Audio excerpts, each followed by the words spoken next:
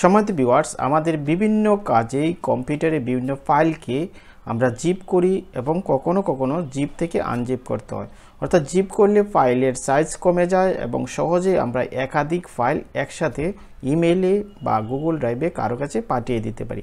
তাহলে আজকে আমরা দেখব কিভাবে একাধিক ফাইলকে জিপ করতে হয়, আবার এই জিপকৃত ফাইলকে আনজিপ করতে হয়।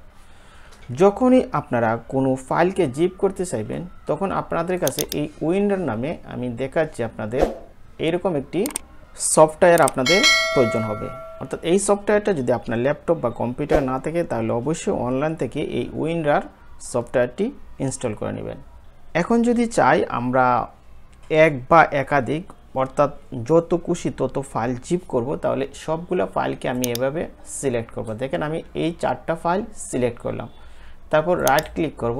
রাইট ক্লিক করার পর দেখেন লেখা আছে অ্যাড টু আর্কাইভ।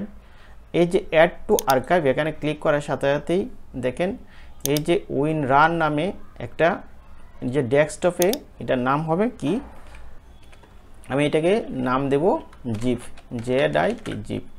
অর্থাৎ এই যে রার সি রেখা আছে এই জন্য এখানে শর্ট আসছে রার, আর আমি নাম দিলাম জিপ এবং এটা ডেস্কটপেই সেভ হবে। আমি ওকেতে ক্লিক করলাম, দেখেন ফাইলটা চলে আসছে, এই যে জিপ নামে চলে আসছে। এখন যদি এটা ওপেন করি দেখেন এখানে দেখা যাচ্ছে 4টা ফাইল আছে। আমি এটা এখন ডিলিট করে দিচ্ছি। এইগুলো একটা উপায়। আবার আমরা অন্যভাবেও জিপ ফাইল করতে পারি। তার জন্য যে ফাইলগুলো আমরা জিপ করব সেই ফাইলগুলো আগে সিলেক্ট করবো। যেমন সিলেক্ট করলাম, তারপরে রাইট ক্লিক করব।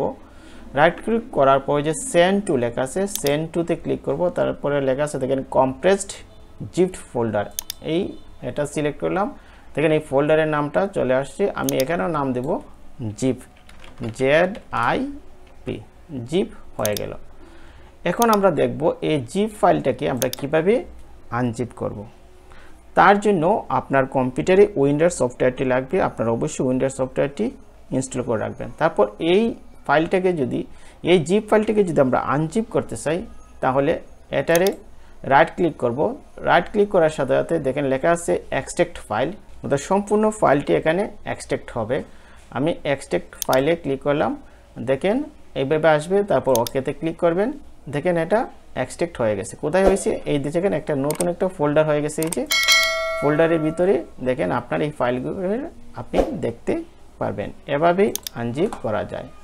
আবার যদি এটাকে রাইট ক্লিক করেন, রাইট ক্লিক করার পর দেখেন লেখা আছে এক্সট্রাক্ট হেয়ার। যদি এক্সট্রাক্ট হেয়ারে ক্লিক করেন তাহলে আবার এই জিপ ফাইলে যতগুলো ফাইল আছে সবগুলো ফাইল ভেঙে দেখাবে।